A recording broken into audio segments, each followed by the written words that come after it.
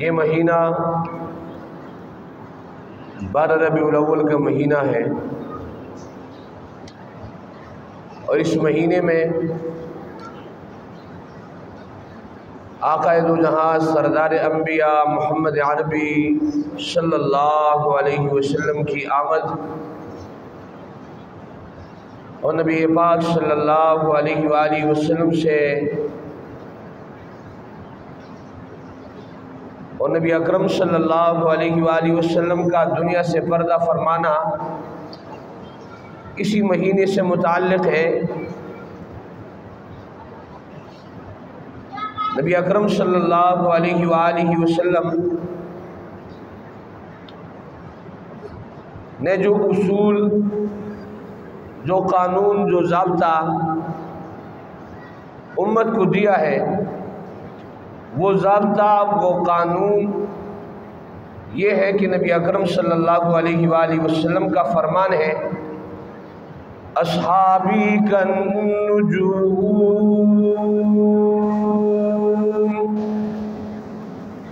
آقا دو جہاں سردار انبیاء محمد عربی صلی اللہ علیہ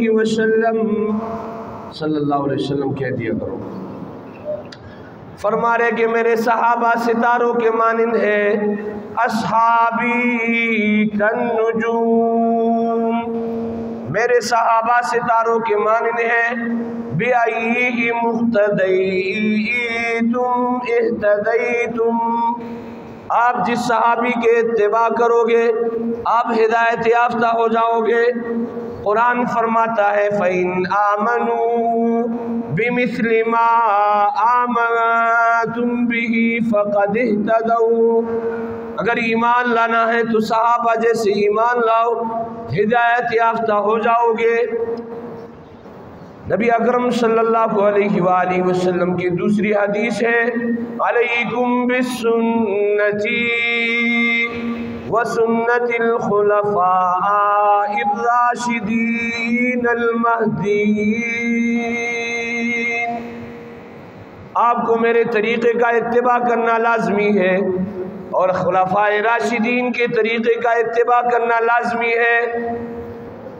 اب ایمان یہ ٹھہرا، اسلام یہ ٹھہرا، کیا آپ نے صحابہ کے طریقے کے مطابق چلنا ہے۔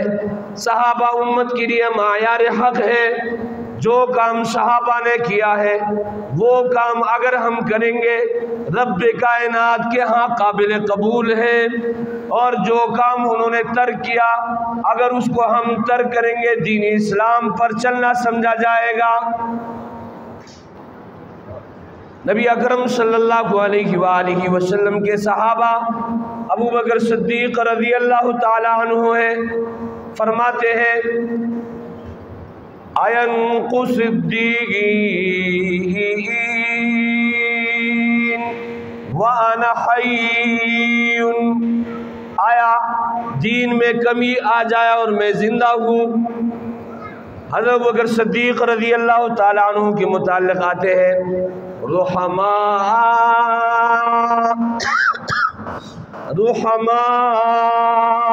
بینہم، اور آپ جمعے کے ہر خطبے میں سنتے ہیں ارحم امتی بامتی ابو بکر، نبی اکرم صلی اللہ علیہ وآلہ وسلم فرما رہے ہیں سب سے زیادہ رحم دل، سب سے زیادہ رحم کرنے والے میرے امت میں سے وہ ابو بکر صدیق رضی اللہ تعالیٰ عنہ ہے۔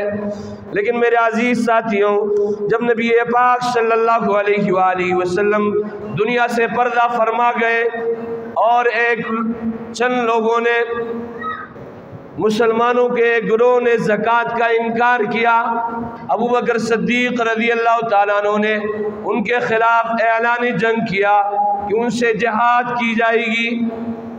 صحابہ کرام رضوان اللہ تعالیٰ علیہم اجمعین نے عرض کیا امیر المؤمنین اس وقت ہماری حالت کمزور ہے۔ ابو بکر صدیق رضی اللہ تعالیٰ عنہ فرمانے لگے اَيَنْقُصُ الدِّينَ وَأَنَا حَيٌّ، کیا دین میں کوئی کمی کر لے اور میں زندہ ہوں؟ یہ نہیں ہو سکتا ہے۔ ارحم امتی بھی امتی ابو بکر، رحماء بینہم ان کی تعریف ہے۔ لیکن جب دین میں کمی آئے فرماتے اَيَنْقُصُ الدِّينُ وَأَنَا حَيٌّ، آیا دین میں کمی آ جائے اور میں زندہ ہوں؟ یہ ہو نہیں سکتا ہے۔ ابو بکر صدیق رضی اللہ تعالیٰ عنہ نے اس قوم کے خلاف اعلان جنگ کیا، جہاد ان سے کیا کہ دین میں آپ کمی نہیں کر سکتے ہو۔ اس لیے میرے عزیز ساتھیوں، صحابہ معیار حق ہے۔ فَإِنْ آمَنُوا بِمِثْلِ مَا آمَنْتُمْ بِهِ فَقَدْ اهْتَدَوْا، ایمان لانا ہے تو صحابہ جیسے ایمان لاؤ، ہدایت یافتہ ہو جاؤ گے۔ اور ان کے متعلق رب کائنات فرما رہے اولئک علی ھدی من ربہم واولئک هم المفلحون، یہ رب کائنات کے طرف سے ہدایت پر ہے اور یہی لوگ کامیاب ہیں۔ دوسری آیات میں رب کائنات فرماتے اولئک هم المؤمنون حقا، یہ پکے ٹکے مسلمان ہیں۔ تیسری آیات میں رب کائنات فرما رہے رضی اللہ عنہم ورضوا عنہ، اللہ رب العزت ان سے راضی ہے، وہ اللہ سے راضی ہے۔ سرٹیفکیٹ جاری فرما دیا صحابہ کے متعلق کہ یہ سارے کے سارے جنتی ہے۔ رضی اللہ عنہم ورضوا عنہ، اللہ رب العزت ان سے راضی ہے، وہ اللہ سے راضی ہے۔ یہ نبی اکرم صلی اللہ علیہ وآلہ وسلم کی جماعت ہے۔ ان کے متعلق قرآن گواہی دیتے محمد الرسول اللہ والذین معہ اشداء علی الکفار، محمد اللہ کے رسول ہے، والذین معہ، جو محمد صلی اللہ علیہ وآلہ وسلم کے ساتھ ہے، اشداء علی الکفار، یہ کفار پر سخت ہے، رحماء بینہم، آپ انہیں دیکھیں گے کہ آپس میں انتہائی رحم دل ہے، رحماء بینہم، آپس کے تعلق، آپس کی رشتہ داریاں، آپس کے رحم دلی ان میں ہے، رحماء بینہم۔ اللہ رب العزت نے ان کی تعریف کی ہے عرش پر۔ اللہ رب العزت فرما رہے تراہم رکعا سجدا، آپ ان کو رکوع کے حالت میں پاؤ گے، آپ ان کو سجدے کے حالت میں پاؤ گے۔ تراہم رکعا سجدا یبتغون فضلا من اللہ ورضوانا، یہ اللہ رب العزت کے فضل اور رضامندی کو تلاش کر رہے ہوں گے۔ یبتغون فضلا من اللہ ورضوانا، رب کائنات عرش پر ان کی تعریف فرما رہے سیماہم فی وجوہہم من اثر السجود، آپ ان پر سجدوں کی جو ہے اثرات کو پاؤ گے۔ ذالک مثلہم فی التوراۃ ومثلہم فی الانجیل، اللہ رب العزت نے ان کی مثالیں تورات اور انجیل میں بیان کر دی ہے۔ اللہ رب العزت صحابہ کی تعریف فرما رہے ہیں اور ان کو معیار حق قرار دیا، ایمان لانا ہے صحابہ جیسے ایمان لاؤ۔ اللہ رب العزت فرما رہے ہدایت یافتہ ہو جاؤ گے۔ اب معیار حق صحابہ ہے، جو اعمال صحابہ نے کیے وہ اسلام، جو اعمال ابو بکر نے کیے وہ اسلام، جو اعمال عمر ابن خطاب رضی اللہ تعالیٰ عنہ نے کی وہ اسلام، جو اعمال عثمان بن عفان رضی اللہ تعالیٰ عنہ نے کی وہ اسلام، جو اعمال علی رضی اللہ تعالیٰ عنہ نے کی وہ اسلام، جو اعمال حضرت امیر معاویہ رضی اللہ تعالیٰ عنہ نے کی وہ اسلام، جو اعمال صحابہ نے کیے وہ اسلام۔ اس لیے میرا رب فرما رہے اسلام ایمان لانا ہے، صحابہ جیسے اسلام لاؤ ہدایت یافتہ ہو جاؤ گے۔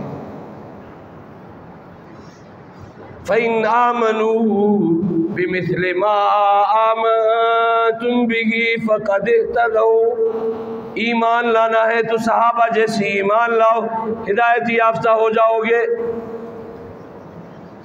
ایمان لانا ہے تو صحابہ جیسی ایمان لاؤ ہدایت یافتہ ہو جاؤ گے۔ میرا رب فرما رہے قرآن میں صحابہ کے متعلق اولئک هم المؤمنون حقا۔ اب میرے عزیز ساتھیو بات سمجھنے کی ہے، جو اعمال میرے نبی میرے صحابہ نے کیے وہ اسلام ہے۔ اس سے ہٹ کر جو عمل ہوگا، نبی پاک صلی اللہ علیہ وآلہ وسلم فرما رہے ہیں وَكُلُّ بِدْعَةٍ ضَلَالَةٍ، ہر نئی چیز جو اسلام میں گڑی ہو وہ گمراہی ہے۔ وَكُلُّ ضَلَالَةٍ فِي النَّارِ، اور ہر گمراہی آپ کو آگ میں لے جانے والی ہے۔ ہر نئی چیز جس کو آپ دین سمجھے وہ گمراہی، اور ہر گمراہی آپ کو جہنم میں لے جانے والی ہے۔ کل بدعت ضلالہ، ہر نئی چیز جس کو آپ دین سمجھ کر کرنے لگے ضلالہ وہ گمراہی ہے۔ وکل ضلالۃ فی النار، اور ہر گمراہی وہ آپ کو آگ میں لے جانے والی ہے۔ اعاذنا اللہ منہ۔ آج عجیب مسئلہ ہے، میں ہمیشہ کے لیے آپ کو بتاتا ہوں، ہر ایک شخص اپنے کام کے لیے قرآن مجید سے دلیل پکڑتا ہے۔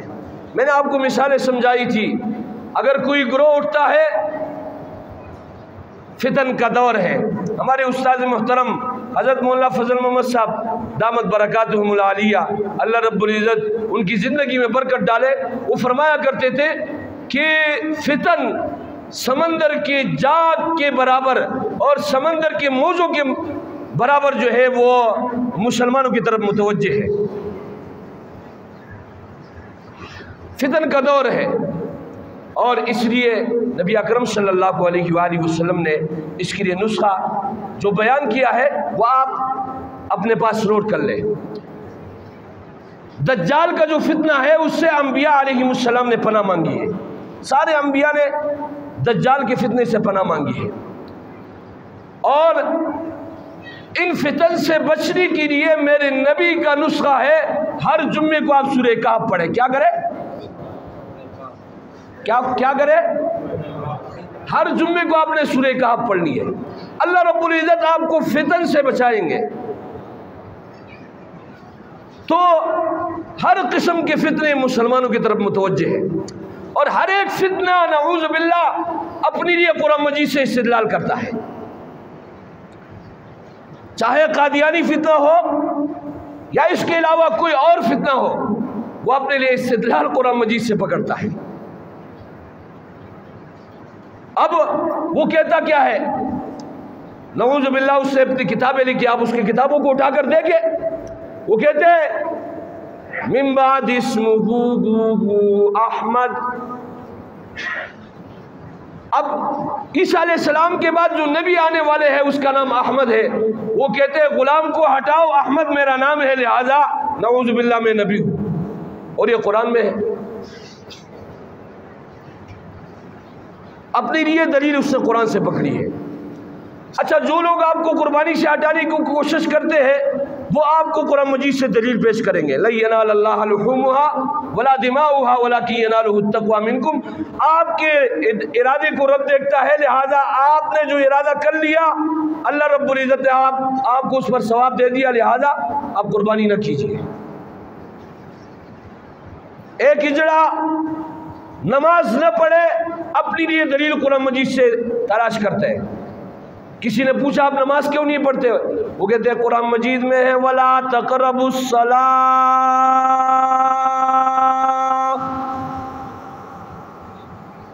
اس کا معنی یہ کہ نماز کے قریب مت جاؤ۔ اب اس کے پاس دلیل ہے، ہر ایک اپنے لیے قرآن مجید سے دلیل پکڑتا ہے۔ اب اس میں آگے یہ نہیں جا رہے، قرآن کہتا ہے وَلَا تَقْرَبُوا الصَّلَاةَ وَأَنْتُمْ سُكَارَىٰ، جب آپ نشے کی حالت میں ہو آپ نماز کے قریب مت جائیے۔ لیکن ایک جس کو اس نے اپنے لیے دلیل پکڑی ہے، میں نماز نہیں پڑھتا ہوں، نماز کے قریب مت جاؤ۔ میرے عزیز ساتھیوں، اس لیے اب جو اعمال، جو کام، جو چیزیں میرے نبی اور صحابہ نے کی وہ دین اور اسلام ہے۔ نبی اکرم صلی اللہ علیہ وآلہ وسلم ربیع الاول کے مہینے میں تشریف لائے ہیں۔ اللہ رب العزت فرما رہے لَقَدْ مَنَّ اللَّهُ عَلَى الْمُؤْمِنِينَ إِذْ بَعَثَ فِيهِمْ رَسُولًا، اللہ رب العزت نے احسان کر دیا کہ ان مسلمانوں میں رسول کو بھیج دیا، یہ اللہ رب العزت کی طرف سے احسان ہے۔ لیکن نبی اکرم صلی اللہ علیہ وآلہ وسلم فرما رہے جو اعمال میں کروں اور میرے خلفائے راشدین کرے آپ نے ان اعمال کو کرنا ہے۔ نبی اکرم صلی اللہ علیہ وآلہ وسلم نے میرے عزیز ساتھیوں 63 سال زندگی گزاری ہے، کتنی بتائیے گا؟ نبی اکرم صلی اللہ علیہ وآلہ وسلم کی زندگی کو منقسم کیا جاتا ہے دو احوال کی طرف، ایک وہ زندگی ہے جو نبوت سے پہلے ہے، ایک وہ زندگی ہے جو نبوت کے بعد ہے۔ نبی اکرم صلی اللہ علیہ وآلہ وسلم کی وہ زندگی جو نبوت سے پہلے وہ 40 سال پر محیط ہے، باقی کتنے سال رہ گئے؟ نبی اکرم صلی اللہ علیہ وآلہ وسلم کی 23 سالہ زندگی، اس میں قرآن مجید کا نزول ہوا ہے۔ اس میں سے پھر اس زندگی کو دو حصوں کی طرف منقسم کیا جاتا ہے، ایک نبی پاک صلی اللہ علیہ وسلم کی زندگی کا وہ حصہ جو انہوں نے مکہ میں گزارا ہے، اور ایک وہ حصہ جو انہوں نے مدینہ منورہ میں گزارا ہے۔ نبی اکرم صلی اللہ علیہ وآلہ وسلم نے مکہ میں کتنے سال گزارے؟ کتنے سال گزارے؟ بتاؤ نا یار،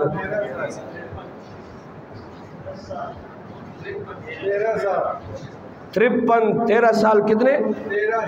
13 سال، ماشاءاللہ اللہ جزائے خیر دے۔ 13 سال نبی اکرم صلی اللہ علیہ وآلہ وسلم نے نبوت کے بعد مکہ میں گزارے ہیں، اور جو ساتھی 53 کہہ رہے وہ نبوت والے بھی ملا رہے، صحیح کہہ رہے۔ تو لہذا نبی اکرم صلی اللہ علیہ وآلہ وسلم نے نبوت کے بعد 13 سال مکہ میں گزارے اور 10 سال پھر مدینہ منورہ میں گزارے ہیں۔ لہذا یہ زندگی نبی اکرم صلی اللہ علیہ وآلہ وسلم کی جو 23 سال پر محیط ہے، اس میں وہ احکامات جو نبی اکرم صلی اللہ علیہ وآلہ وسلم پر نازل ہوئے، بعض وہ احکامات ہیں جو صحابہ کرام رضوان اللہ علیہم اجمعین کے دور میں پیش آئے۔ اب میرے عزیز ساتھیوں، صحابہ نے نبی اکرم صلی اللہ علیہ وآلہ وسلم کے 63 سالہ زندگی میں 12 ربیع الاول کتنے مرتبہ آتا ہے؟ 63 دفعہ۔ پھر صحابہ خلفائے راشدین کا دور ہے، اس میں کتنے مرتبہ آتا ہے؟ لا تعداد مرتبہ۔ ابو بکر صدیق رضی اللہ تعالیٰ کے دور میں آیا، عمر ابن خطاب رضی اللہ تعالیٰ کے دور میں آیا، عثمان بن عفان رضی اللہ تعالیٰ کے دور میں آیا، علی رضی اللہ تعالیٰ کے دور میں آیا، امیر معاویہ رضی اللہ تعالیٰ کے دور میں آیا، صحابہ کے دور میں یہ آیا۔ اور میرے نبی کا فرمان ہے اصحابی کالنجوم بأیہم اقتدیتم اہتدیتم۔ صحابہ کی زندگی سے یہ چیز ثابت نہیں ہے جو آج ہمارے ہاں مسلمانوں میں ہو رہے ہیں۔ حالانکہ میں عجیب حیرت، بعض یہ کہاں سے آئی ہے؟ یہ عیسائیوں کو دیکھ کر کہ وہ عیسیٰ علیہ السلام کے دنوں کو مناتے ہیں، لہذا ہم جو ہے ان کو دیکھ کر اس دن کو منانے کی کوشش کرتے ہیں۔ اور ایک دلیل کہ ہم قرآن مجید سے پیش کرتے ہیں کہ نبی اکرم صلی اللہ علیہ وآلہ وسلم کے ولادت پر ابو لہب نے ایک باندی کو آزاد کیا۔ کس نے؟ کیا ہے بتاؤ نا؟ ابو لہب نے باندی کو آزاد کیا، دلیل کیا ہے؟ لیکن ابو لہب کے متعلق میرے رب کا فرمان کیا آیا ہے؟ ابو لہب کے متعلق میرا رب فرما رہے ہیں تبت یدا ابی لہب وتب ما اغنا عنہ مالہ وما کسب سیصلی نارا ذات لہب وامرأته حمالۃ الحطب۔ میرا رب فرما رہے ابو لہب کے ہاتھ ہلاک ہو جائے جو مشن نبوی کے بعد نبی اکرم صلی اللہ علیہ وآلہ وسلم کا دشمن بنا اور نبی اکرم صلی اللہ علیہ وآلہ وسلم کی طرف پتھر پھینکا اور نبی اکرم صلی اللہ علیہ وآلہ وسلم کے رب کی طرف سے وحی آئی کہ اس نے میرے نبی کی شان میں گستاخی کی ہے، سیصلی نارن، یہ آگ میں جائے گا، اس کی بیوی بھی اس کے ساتھ آگ میں جائے گی۔ یہ سورہ لہب ہے، قرآن مجید کی آیات ہے۔ اب ان پر عمل کیا جائے۔ ایک تو ابو بکر کا راستہ ہے، ایک ابو بکر کا راستہ ہے کہ جن کے متعلق میرا رب فرما رہے رضی اللہ عنہم ورضوا عنہ، میں ان سے راضی وہ مجھ سے راضی۔ ایک ابو لہب کا راستہ ہے۔ واقعتاً ابو لہب نے نبی پاک صلی اللہ علیہ وسلم کی ولادت پر باندی کو آزاد کیا، لیکن رب نے دنیا میں اس کے انجام کو بتایا کہ یہ جہنم میں جائے گا۔ بتایا کہ نہیں بتایا؟ بتایا کہ نہیں بتایا؟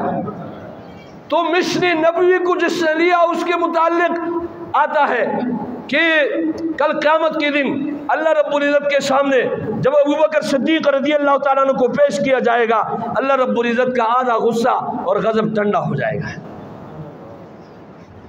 تو ابو بکر کا راستہ تو یہ ہے۔ ابو بکر صدیق رضی اللہ تعالیٰ عنہ کے دور خلافت میں یہ سب کچھ آیا، لیکن اس نے اس کو منایا نہیں، نبی پاک صلی اللہ علیہ وسلم کے طریقوں پر انہوں نے عمل کر کے دکھایا۔